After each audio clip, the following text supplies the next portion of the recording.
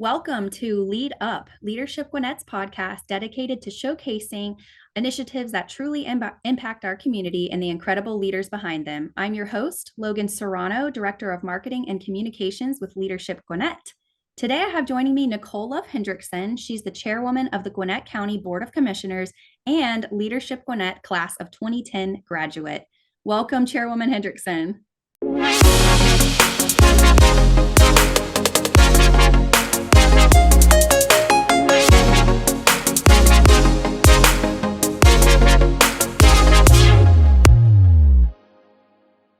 Hi, Logan. Thank you so much for having me today.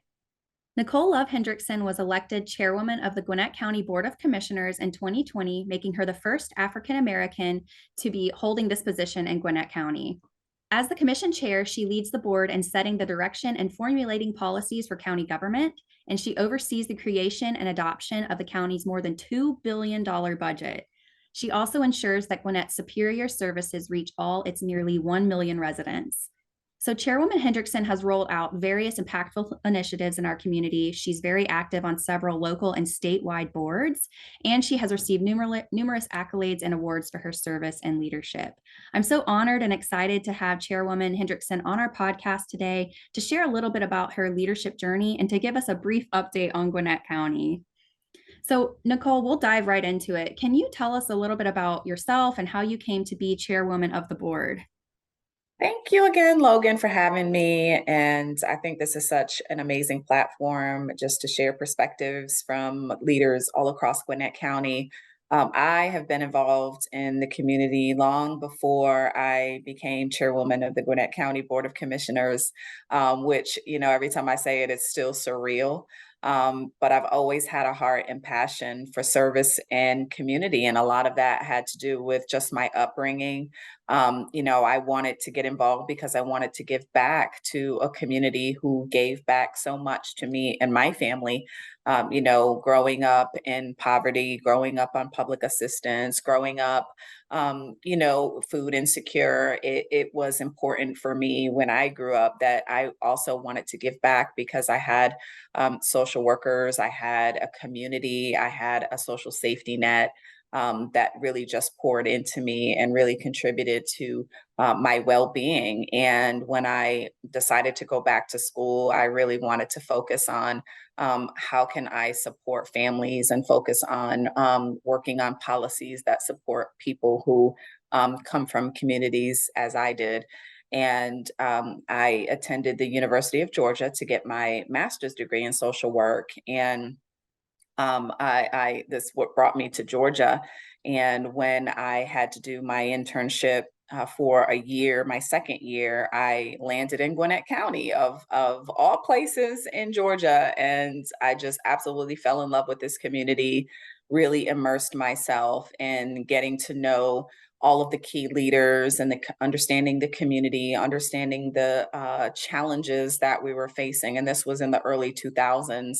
And just staying involved and working my way through the nonprofit community, and then ultimately being tapped by then Chairwoman Charlotte Nash to lead a community outreach initiative, which I started from the ground up. And as you've read in my bio, created a number of key leadership initiatives, including our Gwinnett 101 Citizens Academy, our Youth Commission, to name a few. And when the opportunity was presented to run for office, Charlotte Nash decided she was not going to seek reelection.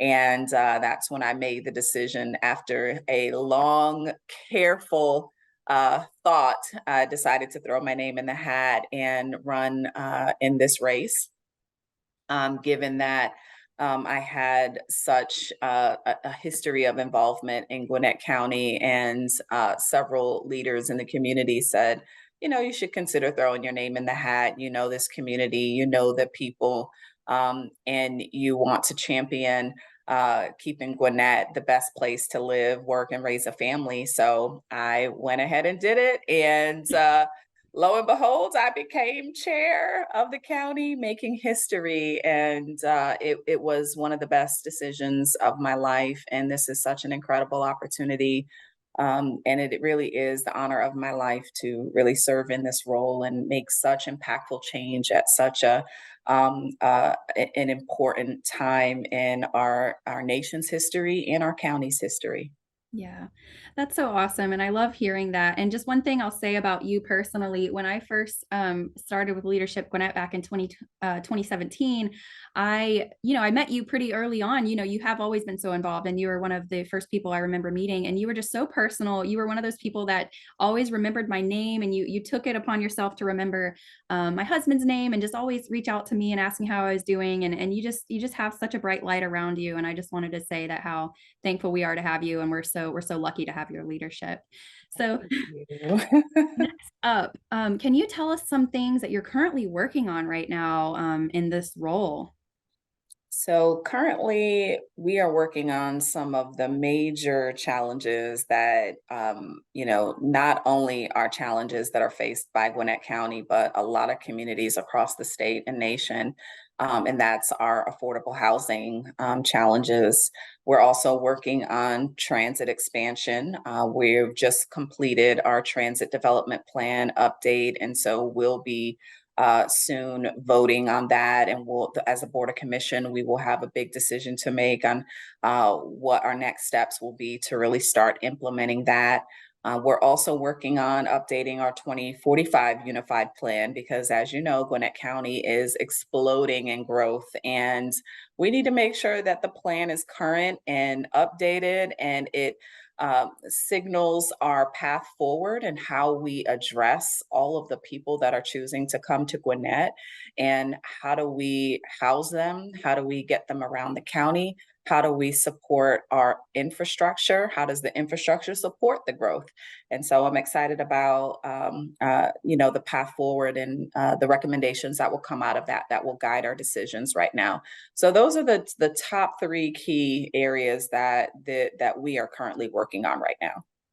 I love it. And I mean, that's spot on. But everyone asks me all the time, especially as we're planning various learning days and things like that, what is the biggest challenge? Like what would you say would be Gwinnett's biggest challenge if you could? I mean, everybody talks about affordable housing. We're talking about the inflation right now and the school system, especially coming back from COVID. And maybe there's like a gap in some of the kids that were raised virtually online. But like, what, in your opinion, would you say would be our biggest, I don't necessarily challenge, but opportunity as Gwinnett County citizens? Yes, absolutely. It's a challenge, and challenges present opportunities, right? And when I first came in office in 2021, we were still in the middle of a pandemic, and now we're addressing some of the aftermath of the pandemic. Whether it be some of the health impacts, the food insecurity, housing instability, learning loss, which you've mentioned with the school system. I mean, there are just a lot of variables that come into play right now. And as leaders across the nation are grappling with this aftermath, we have to address those challenges and can't take a head in the sand approach. And so many of those issues is housing and transportation, is growth, is mental health, is a big issue and challenge. And, we're addressing all of these challenges collectively with not only local government and municipal leaders, but many of our nonprofit providers, our housing providers, our state policymakers are starting to address some of these issues, especially when it comes to mental health.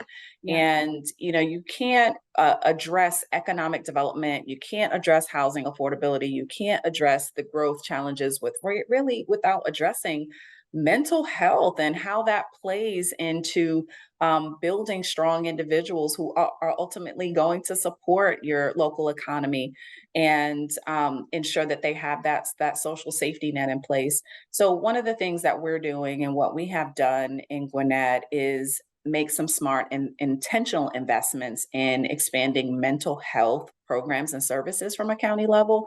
We just expanded our co-responder model with police, Yes. our police department, and Viewpoint Health, so that we have a mental health practitioner that will go on non emergency calls with police officers when somebody is experiencing a mental or behavioral health crisis. And what that does is destigmatize mental health, but it also decriminalizes mental health and gets individuals experiencing or who are in a state of crisis to the right path for resources and support. And it also takes the burden off of our police officers to have to respond to mental health calls when really they should be reacting and responding to crime prevention. And we've seen such tremendous reaction and response and results from having this effort in place. We've also been working with Viewpoint Health, which is our community service board, or CSB, to expand services in some additional areas of the county, like the south end of our county. And so they'll be coming to our one-stop Centerville location so that we can expand mental health resources to that south end. We are also looking at creating a crisis stabilization unit for the county. Right now, we do not have one in the county. It is a statewide crisis stabilization unit. And if you can imagine, if somebody is experiencing a mental health crisis and we have to call the state, well, we have to wait several hours for somebody to come on hand to really help to stabilize an individual experiencing that crisis. And so we felt that we needed to have something that was more local, that was more responsive, and that would allow for some of the wraparound services that those experiencing mental health crisis would need to really get back on their feet. And we're excited about that. And all of the partnerships that we have with many of our nonprofit providers, as well as our stakeholders, business leaders, and state policymakers as well. Everyone recognizes the importance of mental health, housing affordability, and it's great to see that our leaders at all levels are working collaboratively to address these issues. And that is just so incredible. We've heard the folks from Viewpoint Health and PEJ, and some of your the community outreach department and the mental health unit from the police officers come talk to our group, and it is absolutely incredible some of the stories that they've been able to share and just how it's truly helping. And even some of the work that you guys are doing within the school system to provide that to our students. I mean, it's just absolutely amazing to see just the work that's been done since you've been in office. It's incredible. So that to me is a huge success right there. But can you share any other successes that you have had since you've been chair? Absolutely. We've been taking a whole wellness approach, which is the key to preventing a lot of other issues in our community. And one of the things that I'm most proud about is focusing on youth development and workforce and preparing our future for that next generation. When I came on board, and even before I came on board, I've always had a passion for youth and ensuring that we've had resources available to equip our youth to be, healthy, to grow into healthy, positive individuals. But one of the gaps that we saw was workforce opportunities for our youth. And because, our community is so reliant on cars to get everywhere they need to go, it's hard sometimes for youth to be able to get access to jobs.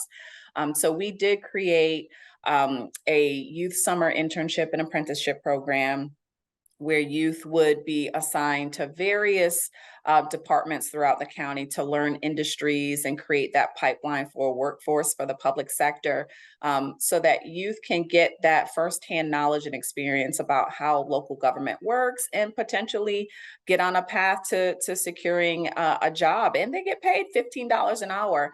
And so this has become we piloted this program a year ago and we offered it again this year, and we've seen such incredible results of our youth now opening their eyes to a whole new world of work opportunities within local government, but making them accessible, ensuring that kids can get to the opportunities by providing even transportation to and from their job sites. They get paid $15 an hour, so they're getting a livable wage. They're understanding how what careers look like in county government, from engineering to transportation to parks and recreation to water department and resources. So it really does open their eyes, but and in turn, it also helps us feel a gap with manpower in some of these positions. And ultimately, we're creating that pipeline and that workforce. And some of the kids have come back to actually work for us full time. So that is something that I'm absolutely proud of, is really honing in on youth initiatives. And it's also why I started the Youth Commission from a leadership perspective, to give youth a voice and a platform so that they can advise us on what are some of the challenges that youth are seeing in their communities, and how can local leaders be responsive to the concerns and needs of our youth in our community. They play such an important role in our decision making, and we wanted them to be at the table. So I would say that is one of the projects and initiatives that have brought me so much joy. As somebody who is passionate about youth development, is to really embed that in county policy and initiatives and even service delivery. That's so amazing, and I love it so much. It just adds so much transparency into the work that our government is doing, and it takes away those barriers so that our youth can be involved. I mean, they're ready and willing, and they have a lot to offer. So I That's think right. that's absolutely incredible. Next up, I know you kind of talked a little bit about how important wellness is, in all the work that you do. So how do you ensure a healthy culture and environment for your team personally, at work? Yes, and this is also another thing that I'm absolutely proud of. Gwinnett County has been just named one of the healthiest employers in the state of Georgia, and we're absolutely proud of that distinction. And the reason why is because of the array of health and wellness resources that we offer to our employees, from mental health to physical health to ensuring that psychosocial opportunities are available through health benefits, and that we constantly encourage wellness as a prevention, so that we're not getting our employees into a state of constant reactive or crisis mode, but rather embed wellness as an everyday process and way of life. So we're excited about that. We've increased mental health resources for our employees through EAP. We encourage volunteer efforts. We actually provide stipends and time off for employees to be able to volunteer out in the community, because that in turn supports wellness. When you give back, it really does something to you.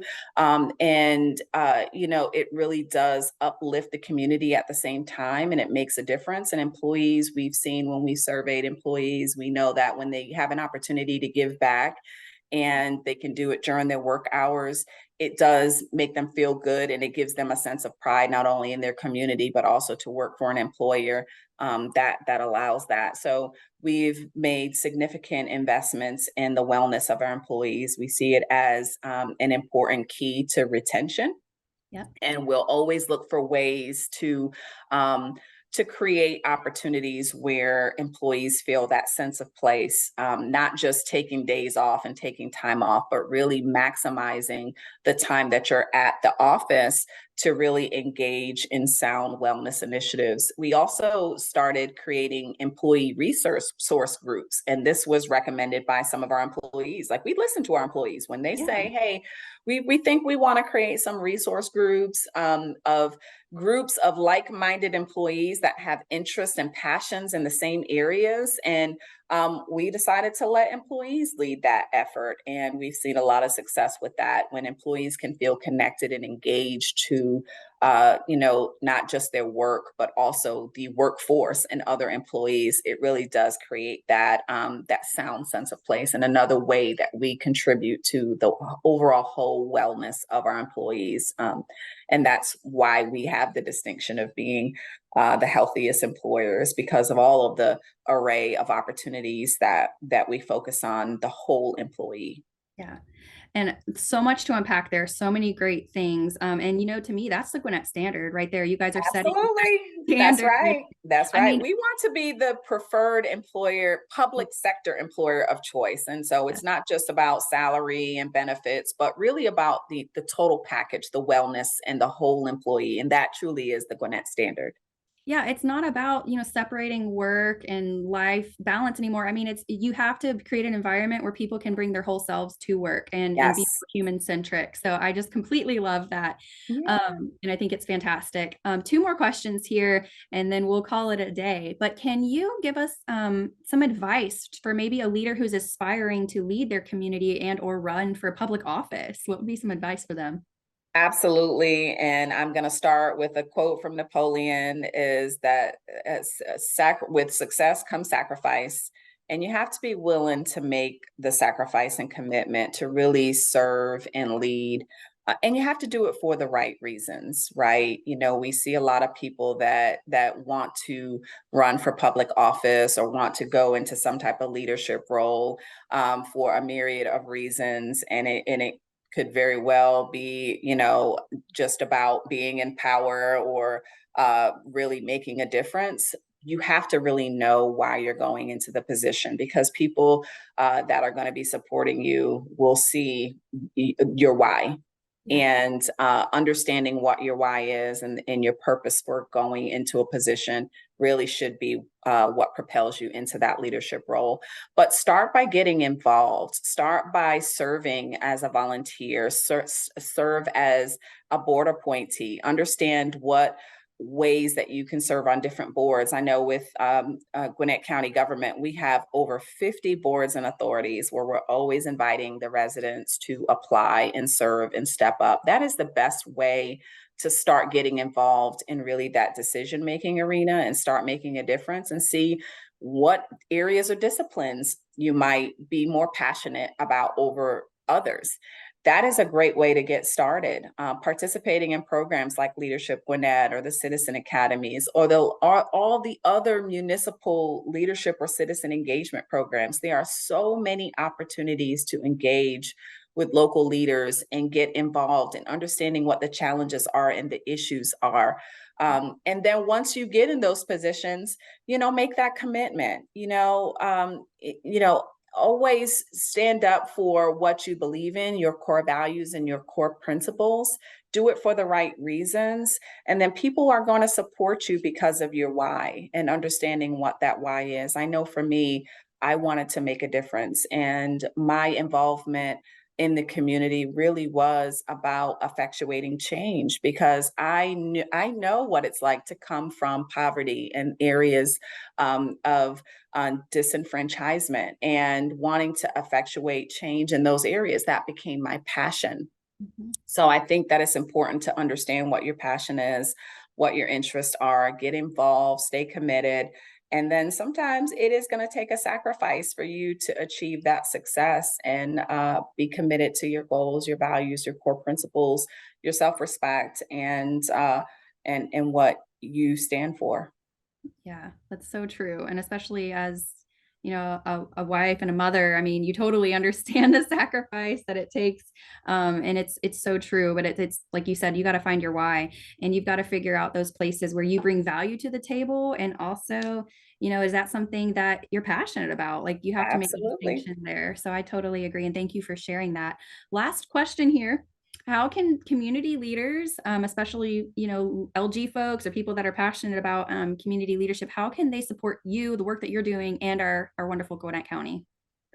Well, I absolutely love it when I see my LG folks standing up, getting involved, signing up for various boards and authorities. But, I would definitely encourage, if you have an issue or a challenge, or you see something in the media, or you see something on social media that doesn't just look right, I would encourage you to have a conversation with your elected leaders, because, sometimes the media tends to sensationalize issues and it's not always based on the true facts. And sometimes you don't always get the perspective of the elected official and, their input or their feedback or their reason why they made a decision that they made. And our instinct and inclination is always to go to social media and comment on the headline as opposed to actually even reading the article or even talking to the elected official and having a conversation with them. And so I would just encourage, our LG folks is to really engage with your elected leaders at all levels. We want to hear from you, but we also want to have an opportunity to share our perspective and the reasons why we make the decisions that we do, because oftentimes we have information and we're armed with the data that is not always made available to the public. And we're happy to share that. Just sometimes it just takes having a conversation. But we also want to hear your ideas and your thoughts and feedback. If Yeah. you don't agree with something, we want to hear from you. And it's okay if we don't agree, and we can do so in a civil way. But that's really what makes our roles so strong, is that we can agree to disagree, but we can agree that we're going to do what's right for our communities. We're going to do what's right for our stakeholders. We're going to do what's right for Gwinnett County. And having people in our circle that don't always agree is helpful and healthy for us too. So it's important that we hear all sides. We hear from people of all political perspectives, political persuasions. We hear from people of different backgrounds, because that really is what makes us true, strong leaders, and it keeps us accountable too. Totally. And that's why I think programs like Leadership Gwinnett are so important. We take people from all of those various different diverse backgrounds, upbringings, cultures, and bringing them together and allowing them to have, sometimes tough conversations, but in the end of it, remaining friends and respectful to each other. I think that's so important. Absolutely. We all have, Absolutely. when you look at it, the same kind of goals. We want the best for our community. So I appreciate you bringing the light to that there. Well, folks, we are all out of time today. Thank you so much, Chairwoman, for spending the morning with me and giving our audience the chance to get to know you a little bit better and to share some of the great things that are happening in Gwinnett County. What a wonderful, wonderful place to be. Thank Thank you so you. much for watching, everyone, and we'll see you on the next episode of Lead Up.